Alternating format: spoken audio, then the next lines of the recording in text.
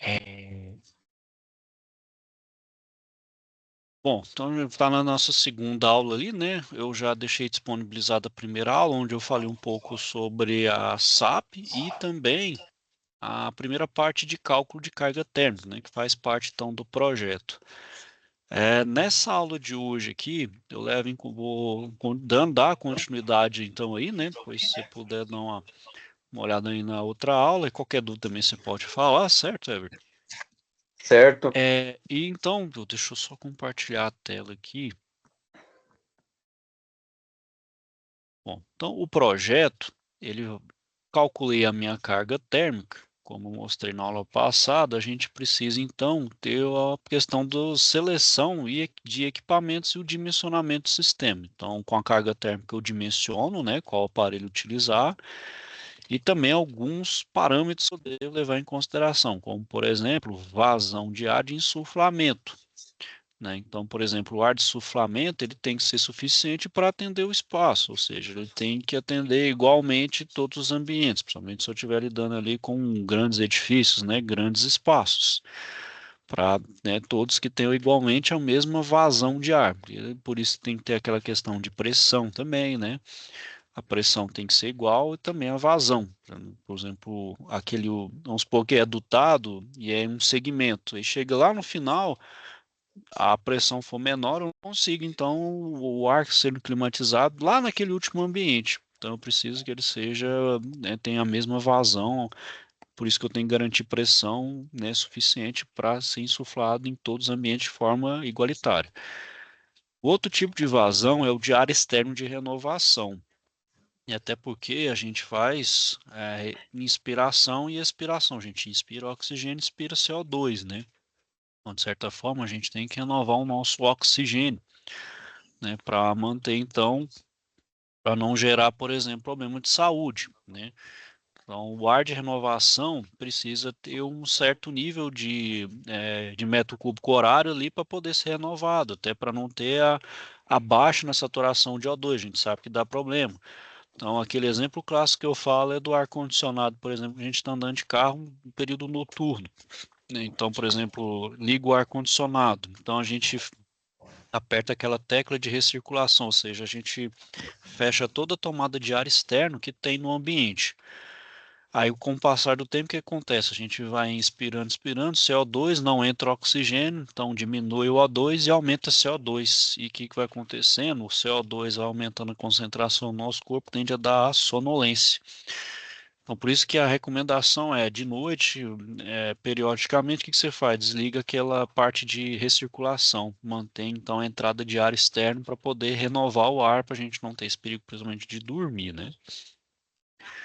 O tipo de utilização do ambiente também, né? Qual que é a frequência de uso e volume de trânsito de pessoas, veículos ou animais, né? Então, verificar ali que qual que é a intensidade, né? Se muitas pessoas, poucas pessoas, se as pessoas estão com atividades intensas ou não. Além disso, barreiras que possam impedir o livre fluxo do ar, né? Então, verificar essa questão da circulação do ar, principalmente corrente natural, e considerar isso em projeto. A quantidade de ambientes, né? Então, a existência de múltiplos ambientes que pode gerar impactos no dimensionamento do projeto. Então, a gente pode ter aquele edifício comercial que tem N atividades ali. Então, posso ter uma parte ali que tem uma espécie de estúdio de tatuagem. Então, é um ambiente mais parado. E no outro ali posso ter ali uma academia de luta, por exemplo. Aí são pessoas com movimentação ali de atividade intensa. Então, por exemplo, tem que considerar as diferentes demandas ali de cargas térmicas distintas. Então, por exemplo, para aquela parte de luta, eu preciso então ter uma renovação de ar, tem que ter uma carga térmica um pouco maior, porque ali vai gerar mais calor, eu preciso retirar mais calor dali. No estúdio de tatuagem não é mais parado, então é diferente. Características físicas do local, então nunca não deixar de conhecer o local pessoalmente, mesmo que ele ainda esteja em planta, né? Mas você considera ali, principalmente com um certo nível de conclusão, você pode verificar, né? Principalmente a questão de fatores ambientais, a questão do controle de umidade, que a gente viu em CEs passadas, que é uma das variáveis que a gente leva em consideração, que é aquele resfriamento com umidificação, resfriamento com umidificação, com desumidificação, e aquecimento com umidificação e desumidificação, né? Então, são as duas coisas que a gente leva com consideração, temperatura e umidade, né? As áreas disponíveis para alocação de equipamentos, então todo equipamento requer uma área disponível específica de trabalho que tem que ser respeitada para garantir o bom funcionamento, vida útil e até mesmo segurança do local. O consumo energético, né, que é um fator que pode passar também despercebido em um primeiro momento, e tão logo um problema de alto consumo seja constatado, ele pode também tornar uma dor de cabeça. Então essa questão do consumo aqui, né, é principalmente com relação a eficiência.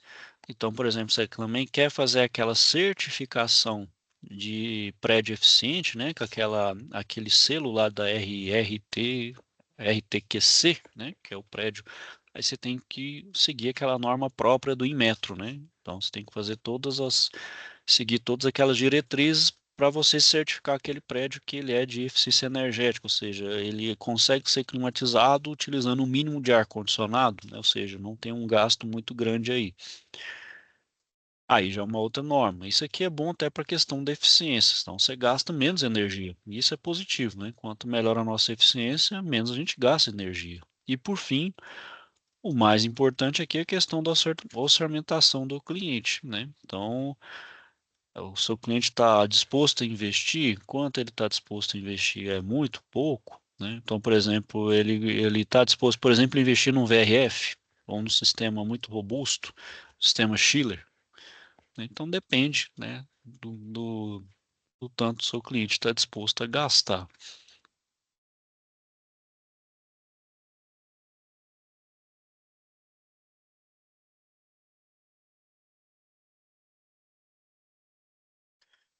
Então, com relação à escolha dos equipamentos, então, as características que vai definir se vai ser utilizado um sistema de expansão direta ou indireta é o tamanho da obra e quantidade da carga térmica que tem então a ser retirado.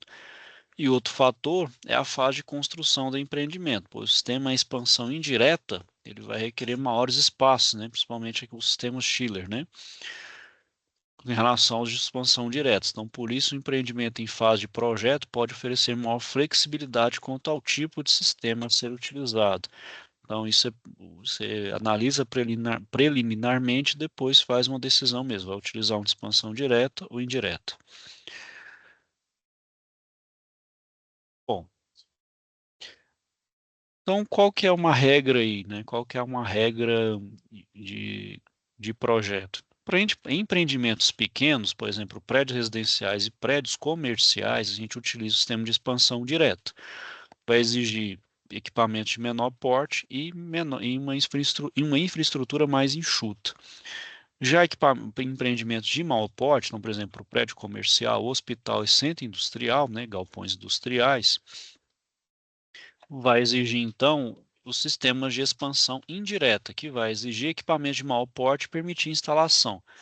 Ou seja, vai precisar aquela casa de máquinas, né, os compressores maiores, vai ter que ter um projeto estrutural, elétrico e até hidráulico, né, visto que vai ser um sistema de bombeamento de água, né, vai ter que ter torre de resfriamento, uma própria gestão também de recurso de água, né, para poder fazer a reposição, já que essa água, parte dessa água evapora, perde, tem que ser reposta.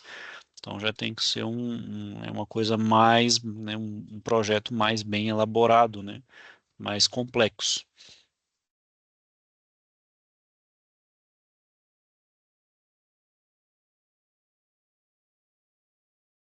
Bom, o compressor, né, pessoal, é justamente ali o coração do sistema, né? Então, ele que vai comprimir o fluido de baixa para alta pressão e temperatura para poder fazer o sistema tocado, né? Então, todos eles fazem toda a circulação ali, certo? Ele pode ser do tipo rotativo, rotativo inverter, né? Ou seja, com o esquema inversor, alternativo, scroll, parafuso e centrífugo. Então, esse aqui é o alternativo. Ele geralmente tem um rendimento moderado, vai ter um consumo energético elevado, vai ter alto nível de ruído, pouco utilizado nos equipamentos atuais e utilização em sistemas split. Já o centrífugo, ele vai modular a carga térmica. Ele vai ter o menor consumo energético da categoria, ele é silencioso e é utilizado em chillers de altas capacidades. O compressor parafuso, ele tem um alto rendimento, ele modula a carga térmica, tem um baixo consumo energético, é silencioso e é utilizado em chillers de capacidades medianas, sem falar que ele é um único modelo que tolera o fluido, né, o fluido refrigerante em fase líquida, sem danificar seus componentes, ao contrário dos demais que não toleram, né? A gente tem um compressor rotativo inverter, ele tem um alto rendimento sem perda de eficiência, modula a rotação evitando picos de energia, então ele controla melhor a carga térmica e possui menor consumo energético. É silencioso e é utilizado nos sistemas splits.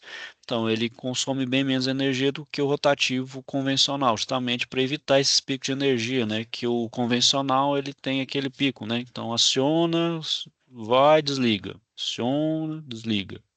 Então ele vai tendo esses picos. Isso aí que gera muita energia. O inverter ele fica, vamos dizer assim, ele fica uma espécie de marcha lenta, né? Então ele fica numa rotação baixa, é acionado, ele só aciona aquilo que é necessário, depois ele volta de novo. Então isso gasta muito menos energia. No primeiro momento pode-se pensar, bom, ele está acionado e vai ficar gastando. Não necessariamente. Ele tem uma constância de funcionamento, é melhor do que ficar desligado totalmente, depois acionar. Porque esse transiente aí, principalmente de partida, é que dá problema, principalmente o compressor e em todo o sistema, né? Então a gente tem aí o rotativo, alto rendimento, econômico, silencioso, utilizado sistema split, e o scroll. O scroll ele tem alto rendimento, controla melhor a carga, pois ele modula a rotação, tem um baixo consumo energético, ele é silencioso, então pelo seu tipo de funcionamento ele vibra menos, né? Então muito bom para, né, sistemas de ar condicionado aí, residenciais e também é utilizado em chillers de baixa capacidade. Sobre a escolha do fluido refrigerante, né, a gente sabe que ele é um produto químico, né, ele é usado para fazer a troca térmica do sistema. Então, ele vai ficar modulando ali, né? A gente fala modular porque ele vai ficar sempre mudando de estado. No condensador ele vai passar de vapor para líquido e no evaporador de líquido para vapor. Então aí onde vai ter as trocas térmicas, né? Então os fluidos, os primeiros a gente teve foram os CFCs, né? Que é os clorofluorcarbonetos, devido às suas características ideais com o ciclo térmico. Porém, eles agridem a camada de ozônio, ou seja, eles são altamente agressivos, né, para o meio ambiente e também contribui para o aquecimento global. Então, eles deixaram de ser fabricados com esse fluido. E os aparelhos que tem, né, que estão ainda na ativa com esse fluido, tem um prazo aí de até 2030 para fazer um retrofit e não ser mais utilizado, né, conforme uma determinação, por exemplo, do Protocolo de Montreal. E para substituir então esses CFCs, né, por um retrofit, de forma que eu não tenho que fazer grandes alterações no sistema, nem de tubulação, compressor, né, diâmetro de tubulação ou até extensão de tubulação, eu vou ter então os fluidos que vão ser compatíveis, que eu posso fazer um retrofit sem prejuízo para o meu aparelho, que são os HCFCs, que é os hidroclorofluorcarbonos, e os hidrofluorcarbonos, que é os HCFCs e HFCs, por serem ecologicamente corretos, mas ele ainda assim tem uma certa agressividade de aquecimento global. Então, ou agora é um outro problema que tem que ser resolvido. Agora são fluidos refrigerantes que não agridam o meio ambiente, mas agora que agridam, né, não tenha menos a questão do aquecimento global. Então, por mais que se tenha, né, a premissa de não liberar esses fluidos para a atmosfera, a gente sabe que mesmo poucos ali, questão de vazamento é muito, a gente pode ter uma grande carga e isso pode acarretar problema de aquecimento global. Então, quais são as características que eu tenho que ter no fluido refrigerante? Primeiro, condensar a pressões moderadas, né? Não pode ser extremadas, né? Então, para poder essa troca sem necessidade, por exemplo, por pressões muito altas, ele vai ser tratado ali como um vaso de pressão. Então tem que ter um compressor muito robusto, Tubulações também muito espessas, então isso vai custear, isso reflete em custo, né? Então o ar-condicionado fica muito mais caro, até pela questão de segurança, então pressões altas é até perigoso explodir, e por ser um aparelho principalmente a nível residencial, qualquer que seja, comercial, industrial, tem pessoas, é mais complicado aí. Ele precisa evaporar a pressão acima da atmosférica, né, para poder melhor troca de calor, ter elevado calor latente de vaporização, ser quimicamente estável, né? A gente sabe que a instabilidade, principalmente a reatividade, a inflamabilidade, né? Principalmente não ser inflamável ali, ter boas propriedades termodinâmicas e de transferência de calor para poder trocar melhor calor, principalmente com o ar ou com a água, né? Dependendo do meu sistema, permitir fácil localização de vazamentos. Em caso de vazamentos, não atacar ou deteriorar alimentos. Então, isso se eu estiver tratando, por exemplo, de câmara, sistema de climatização ali, ou câmara fria, não ser corrosivo, né? Ser miscível com óleo lubrificante, ou seja, ele não pode ser reativo com óleo lubrificante, ele pode misturar, porém ele tem que se separar sem reagir, né? Então ele transforma ali num terceiro produto. Aí não é nem fluido refrigerante, nem óleo lubrificante. Ele tem que ser compatível com óleo e outros materiais de sistemas frigoríficos, então não reagir com nada, nem com tubulação, nem no compressor, nem no óleo. Não contribuir para o aquecimento global, a gente sabe que isso é um pouquinho mais difícil e não atacar a camada de ozônio.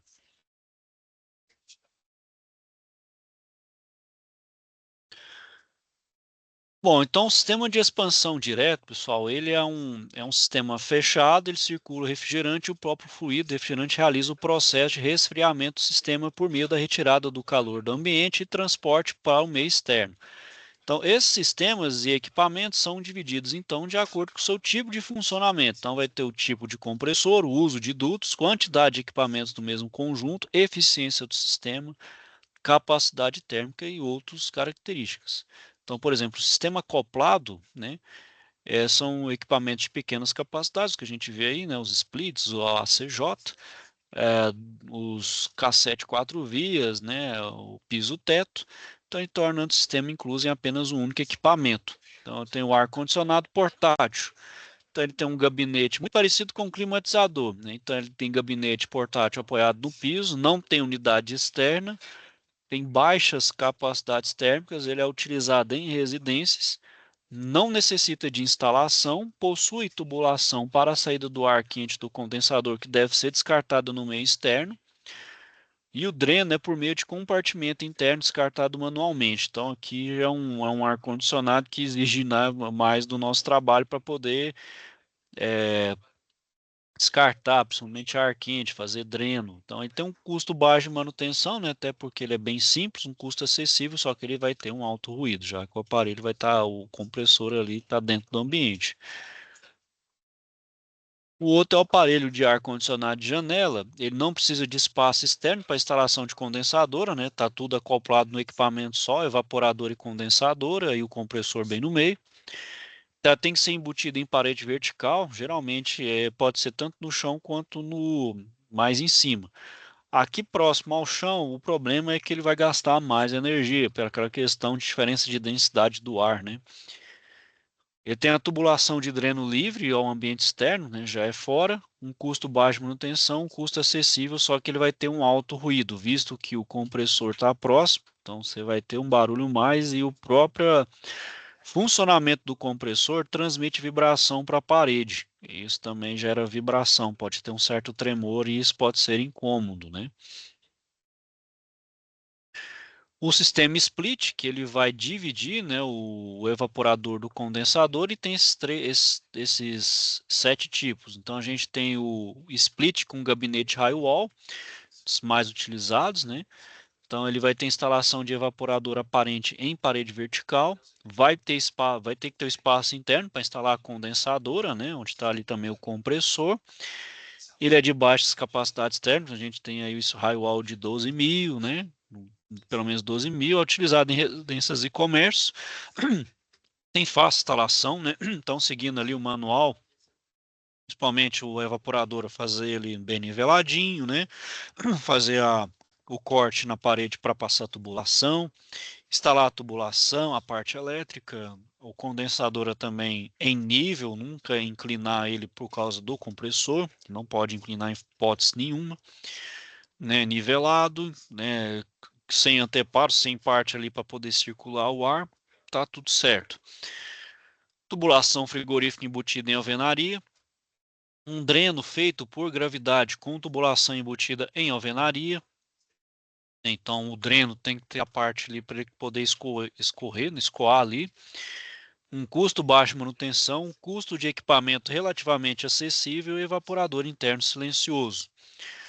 Já o split com gabinete piso-teto, ou seja, o piso-teto ele pode ser instalado tanto no teto quanto no piso, até porque a localização de insuflação dele não precisa de espaço igual o high-wall. O high-wall, a, a pegada de ar é por cima, então você tem que ter uma certa distância do teto, né, para ele poder captar esse ar. Se não respeitar isso aí, pessoal, o seu sistema fica totalmente comprometido, ele vai gastar mais e vai ter uma vida útil bem reduzida, certo?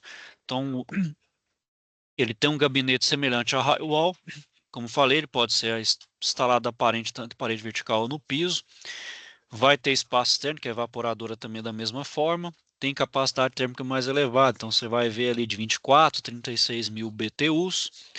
Geralmente utilizado nos comércios, vai ter um maior alcance do jato de ar de insuflamento, é porque ele é maior, é mais amplo, então o motoventilador ali ele é mais potente. Ele vai ter fácil instalação, uma tubulação frigorífica, ela pode ser embutida em alvenaria, o dreno também feito em gravidade, custo baixo de manutenção, o custo do equipamento também relativamente acessível e um evaporador ele é mais silencioso. O split com gabinete cassete pode ser de 4 vias ou uma via. Ele tem capacidade térmicas e aplicações semelhantes ao piso-teto. Ele vai estar embutido no forro, né? Ou seja, ele fica mais, vamos dizer, discreto, esteticamente até mais bonito. Vai precisar de espaço interno para instalação de condensadora, tem capacidade térmica mais elevada. Ele é utilizado em comércio, ele vai aceitar então uma filtragem mais fina, ou seja, reter mais particulado. Ele tem um maior alcance do jato de ar de insuflamento, até porque ele tem 4 vias, é mais, ele espalha, vamos dizer assim, melhor, né? Junto com o outro, tanto o piso-teto quanto o high-wall, ele é uma via só, né? Então ele espalha melhor, então ele tem um maior alcance de insuflamento. Ele vai ter uma instalação relativamente simples, uma tubulação frigorífica embutida em alvenaria. Ele vai ter bomba de drenagem, permitindo o descarte da água a distâncias maiores e um custo de equipamento relativamente acessível. Evaporador interno silencioso. O outro é o split com gabinete built-in do tipo embutir dotado. Então ele vai ter uma capacidade térmica também semelhante ao piso-teto e cassete. Necessita do evaporador embutido no forro. Ele pode necessitar de um forro falso ou uma rede de dutos. Vai precisar de espaço interno para instalação de condensadora. Possui capacidade térmica mais elevada. Também utilizado em comércio. Também vai aceitar uma filtragem fina. Possui inflamento de ar via rede de dutos e difusores. Então eu posso dutar eles, né? Posso ter um duto, mais dutos. Vai ter uma instalação complexa, justamente por causa da instalação de dutos. Aí, quando estou instalando dutos, eu tenho que levar em consideração perda de carga, turbulência, insuflamento, então vai precisar um pouco mais aí de dados e parâmetros de funcionamento. Permitindo o descarte de água de dreno a distâncias maiores, um custo baixo de manutenção, custo relativamente acessível ainda e um evaporador interno silencioso.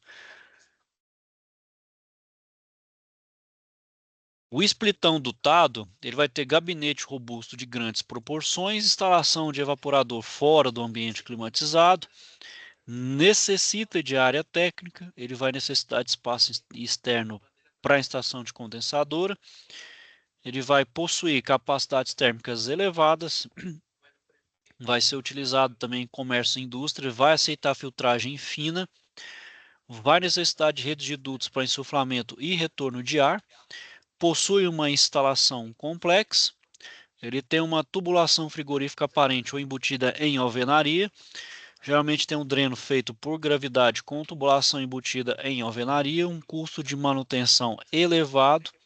Preciso realizar a limpeza de dutos após período determinado de utilização, né, até por questão higiênica ali, né, por acúmulo de poeiras, de patógenos ali, né, então preciso fazer essa limpeza, poeira principalmente. O custo é elevado, porque também preciso de uma rede de dutos, e a instalação é silenciosa, para os equipamentos não fica dentro do ambiente. Eu posso colocar ele externo ali e só deixar ele para insuflar. Então, vou ter menos questão ali de, até questão do motoventilador, do evaporador, não vou ouvir tanto barulho assim. O rooftop, ele também é semelhante ao splitão. Ele vai ter um gabinete robusto, de grandes proporções. Ele vai ter um evaporador fora do ambiente, então é dimensionado para ficar ao tempo. Então ele também, né, fica ali externamente. Ele é espaço externo para instalação de condensadora, vai ter capacidades térmicas elevadas, utilizados em comércio e indústria. Ele aceita filtragem fina, necessita então de redes de dutos para insuflamento de ar. Insuflamento e também retorno de ar, né? Eu preciso então pegar esse ar e retornar ele para poder ser insuflado, ser resfriado e insuflado. Então vai ter instalação complexa, uma tubulação vai estar aparente, dreno feito por gravidade também com tubulação aparente, um custo de manutenção elevado. Ele é necessário realizar a limpeza de dutos após período de determinados tempo de utilização, porque também acúmulo ali, né? Mesmo a filtragem, o filtro também tem que ser trocado periodicamente. Geralmente é que a gente chama de que raramente o pessoal faz, que é o chamado bolsão, né? Que você faz que você limpa para poder retirar ali, principalmente sujeira. E a instalação é silenciosa, pois os equipamentos não ficam dentro do ambiente. O multi-split, ele tem que ter espaço externo para instalação de condensador. Ele aceita até 4 evaporadores com uma única condensadora, ou seja, você não precisa de múltiplos condensadores, um só é suficiente. Ele é usual para lugares com pouco espaço para instalação de condensador, então geralmente prédios mais ou menos antigos, que é mais difícil fazer adaptações, não tem a chamada laje técnica, né? Então eu posso colocar diferentes evaporadoras, posso colocar um high-wall, combinar um high-wall, piso-teto, um cassete, um blue built-in, ou fazer a combinação desses quatro aí. A evaporadora aparente parede vertical, piso embutido no forro, então posso, com essa combinação, pode ser qualquer um desses aí. Fácil instalação, uma tubulação frigorífica embutida na alvenaria. O dreno feito por gravidade, com tubulação embutida em alvenaria ou por cima do forro, um custo baixo de manutenção. O custo do equipamento é equivalente ao split convencional, só que agora vai ter vários evaporadores. E o evaporador interno é silencioso, dependendo do qual que você vai utilizar aí. Bom, depois aí, Everton, pessoal, vocês dão uma lida depois na parte do sistema self-content, o VRF e o VRF. Depois eu vou falar da expansão indireta e a torre de resfriamento aí, certo? Bom, era isso que eu queria falar aí hoje. Tem alguma dúvida aí, Everton, questionamento? Não, não, tranquilo. Meu Certinho? questionamento é mais sobre as UCs aí que eu estou fazendo. Eu queria até ver com você se você tem a relação aí do que já foi feito, do que não foi feito, né? Para dar uma Então, passada aí, ver o que relação precisa. de nota, eu vou fazer o seguinte, Everton, eu vou colocar de você e dos demais colegas, que aí vocês fazem um controle. Qualquer coisa, é só me procurar aí, certo? Porque tem algumas UCs, igual uma que tem aquele que tem que usar o CAD ali, eu não tenho muita intimidade com o computador. E aí o que que eu faço? Eu faço e eu peço para minha filha digitalizar e enviar para mim. Não, sem Então tem. problema, se quiser fazer a mão ali, o mais importante é você ter o entendimento mesmo ali, né? Nem tanto é, quiser fazer a mão, não precisa fazer também, pode fazer ali mais ou menos um croquis, só para ter uma noção mesmo ali, só para falar, ó, localizado, como a gente faz mesmo assim quando tá Uhum. até em loco na obra, você faz ali um rascunho ali, um croquis rapidinho, só para você ter uma noção ali, é bom, aqui tem um duto, aqui tal coisa, só para efeito mesmo prático. Mas daí se você puder mandar no grupo da gente lá o que está completo, o que não está, para a gente ter uma ideia certinha Não, do que precisa ser feito. não coloco sim, até, pessoal, vocês estão fazendo certinho, vocês estão entregando sem problema. Tá ótimo aí. Eu vou Be- levanto isso aí e passo para vocês no grupo. Certinho? Beleza. Segunda-feira eu dou uma lembrada, então. Então, beleza. Então é isso aí, Everton. Vou finalizando aqui por hoje. Se tiver alguma dúvida, então só procurar. Vou desejar a você, então, aí os demais que for assistir um bom fim de semana. Fique com Deus e até a próxima. Valeu, obrigado. Tchau, tchau.